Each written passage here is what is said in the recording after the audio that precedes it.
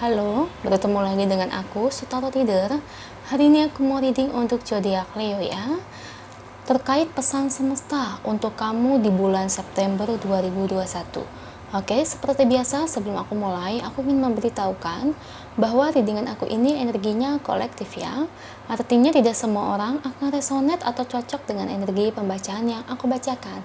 Energinya juga bisa kebolak-balik, itu yang biasa disebut vice versa. So, bila mana misalnya readingan ini gak resonate, gak cocok untuk kamu, gak usah baper ya, apalagi marah-marah di komen. Ingat ya, ini cuma general reading guys, ya, bukan personal reading, jadi tolong bisa bedain dong, ya. Kalau memang dirasa gak resonate, ya udah, berarti energinya kan bukan untuk kamu, ya, simple. Itu aja sih. Bagi kalian yang ingin readingan ini akurat 100%, kalian bisa melakukan personal reading dengan aku dengan menghubungi WhatsApp aku yang ada di description box bawah ya. Untuk syarat dan ketentuannya bisa langsung WhatsApp saya aja. Oke, sebelum mulai izinkan aku terlebih dahulu untuk berdoa ya.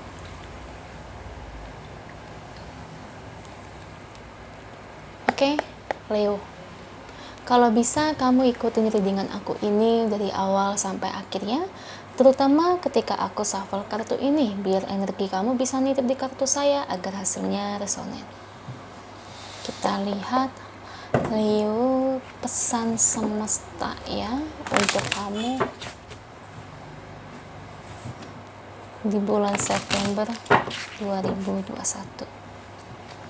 Apa yang ingin semesta sampaikan kepadamu?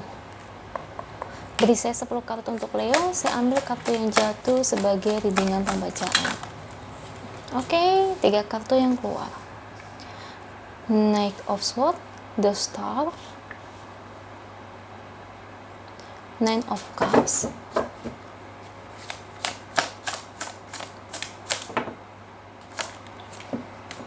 The Carrier, Six of Wands,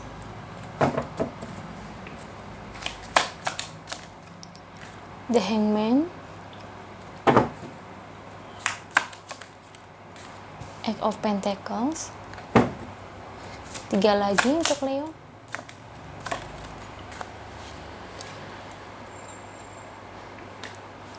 Eight of Cups, The Sun, dan terakhir ada Ten of Wands.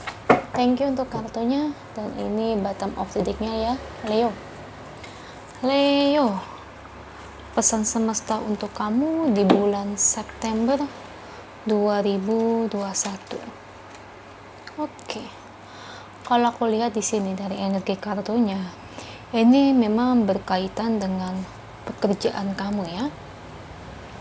Mungkin di sini dirimu merasa ada yang berkurang ya, alias ya penurunan terhadap gaji, atau di mana penurunan terhadap omset kamu. Tapi aku lebih ngeliat sih bagi kalian yang punya bisnis ya, jadi memang omsetnya turun. Soalnya kalau orang bekerja di perusahaan biasanya kan gajinya udah segitu tiap bulan dan gak mungkin turun, kecuali kalau kamu teller bank ya otomatis kan banyak dong penurunan dari gaji kamu. Karena apa?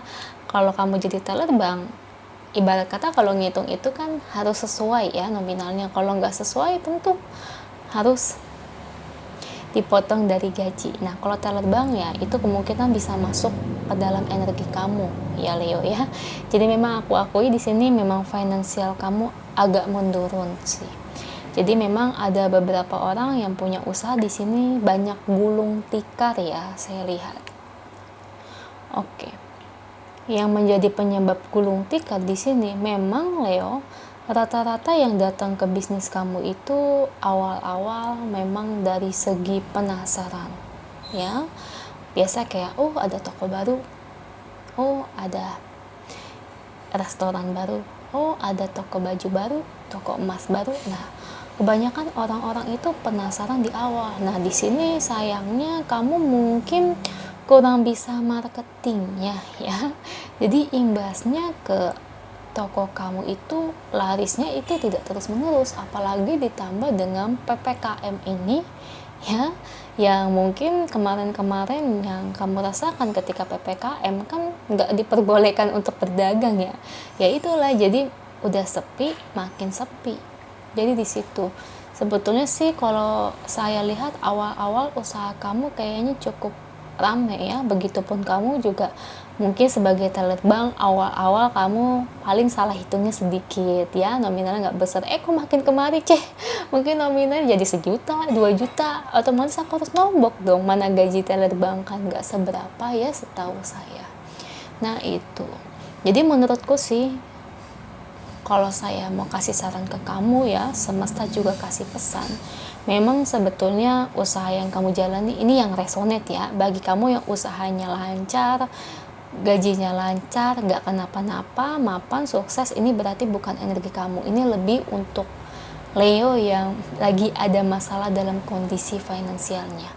Nah, kalau menurut saran dari aku sih, semesta ingin menyampaikan, memang alangkah baiknya coba buka usaha baru ya. Itu dia, kayaknya kamu nanti ketika buka usaha baru itu jangan main langsung buka ya, sebaiknya itu kamu itu harus lihat dan jeli, lihat market pasar kamu. Gini Leo, kalau market pasar kamu, misalnya kamu mau bangun restoran contohnya di Jakarta posisi A, kan Jakarta kan banyak posisinya ya, taruhlah di posisi A. Nah posisi A ini kira-kira marketnya gimana? Apakah market yang beruang, atau yang menengah ke bawah, atau menengah ke atas, atau bahkan anak-anak sekolah?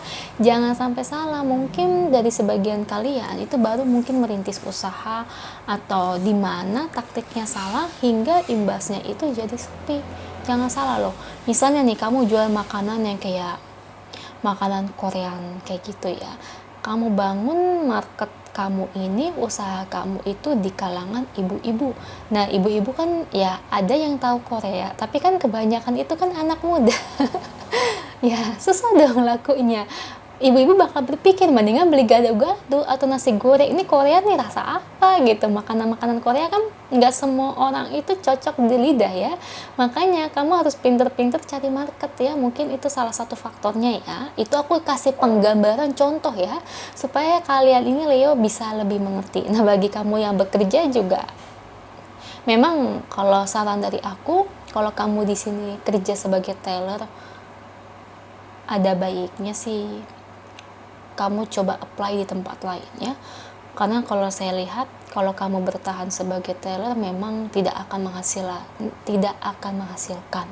Karena yang ada kamu itu akan nombok dan nombok aja. Jadi memang kalau saya lihat memang usaha kamu ini memang bukan potensi untuk hoki atau rezekinya kamu.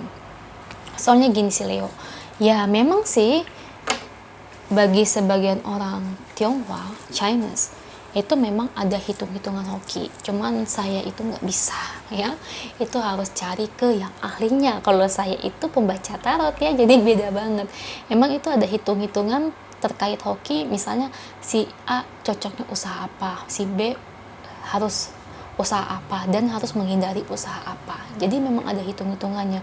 Jadi bukan berarti saya menghitung, cuman memang kalau dalam kondisi sekarang, kalau kamu tetap lanjutin, memang awalnya rame, tapi kesininya itu bakal sepi ya, akan perlahan-lahan itu menurun ya. Tapi kalau kamu mau lanjutkan ya nggak apa-apa, misalnya tapi aku tetap percaya usaha aku lebih menghasilkan, mungkin suatu saat bisa mapan, suatu saat bisa sukses usahaku walaupun sekarang menurun. Jadi nggak apa-apa dong saya nggak ikuti saran ya nggak apa-apa, bagus ya. Kamu harus buktikan bahwa ternyata masa depan itu masih bisa dirubah. Jangan salah ya guys ya, ingat, masa depan itu bisa berubah seiring waktu, tergantung perubahan yang kamu lakukan. Walaupun saya bilang di sini usaha kamu ke depannya tidak akan menghasilkan, tapi who knows, siapa yang tahu ke depannya. Misalnya kamu lebih berusaha lagi, lebih banting tulang lagi, lebih kerja keras lagi, lebih kerja cerdas, kamu pakai taktik marketing, banyak belajar ke para yang ahli, belajar dari Google, belajar dari YouTube, belajar dari seminar-seminar, tentu semua hal itu juga akan berubah. Kalau memang sudah takdir kamu ternyata suatu saat akan sukses di bisnis ini, ya siapa yang tahu. Jadi menurutku ya jangan menyerah ya. Oke, cuman kalau saya lihat dari energi kartunya memang agak-agak mustahil, tapi kalau mau diusahakan ya nggak apa-apa, ya, karena semua ini tuh tergantung pilihan kamu, keputusan kamu, ya. Saya juga gitu kok dulu. Saya dulu itu ya Leo pernah jualan tas, ya. Pas aku tuh jualan tas itu ya memang ada yang hitung-hitung saya ya, katanya kalau saya itu nggak cocok di bidang tersebut, dagang itu, usaha tas. Ternyata saya itu masih maju dan tetap percaya, tapi nyatanya ujung-ujungnya memang bener sih. Akhirnya aku gulung tikar ya, itu cerita sedikit ya. Jadi aku juga pernah di posisi kamu dulu. Oke, di sini ada terkait dengan truth, kenyataan ya. Ibarat kata kalau aku lihat mungkin hal yang pahit kali ya akan kamu dengar sepertinya, dan ini kan ada hubungannya dengan kinerja finansial kamu ya. Mungkin hal pahit di sini itu lebih ke arah penurunan finansial ya, atau dimana mungkin kamu punya usaha tapi jarang banget mungkin nungguin usaha kamu, jadi kamu menyerahkan semuanya ke pegawai ya, bisa aja tahu-taunya ternyata lebih banyak pengeluaran dibandingkan pemasukan ya. Ya kita kan nggak ada yang tahu ya apa yang terjadi di balik itu semuanya. Nah kalau kamu teller mungkin bagi kamu ya paling cuma sedikit doang kali kurangnya, atau ya paling nomboknya sedikit, tahu-taunya pas di akhir bulan malah nombok kamu besar. Ternyata banyak hal-hal yang memang mungkin kamu teledor ya. Terkadang ya hal-hal itu mungkin yang bikin kamu tahu, tapi hal itu juga yang bikin kamu sangat sakit hati dan cukup fatal ya. Saya berharap sih kamu bisa tahan sih dengan proses ini ya. Semangat buat kamu Leo, semoga resonate. Kalau resonate jangan lupa ya komen di bawah, lalu bantu like, share, dan subscribe channel aku. Bye.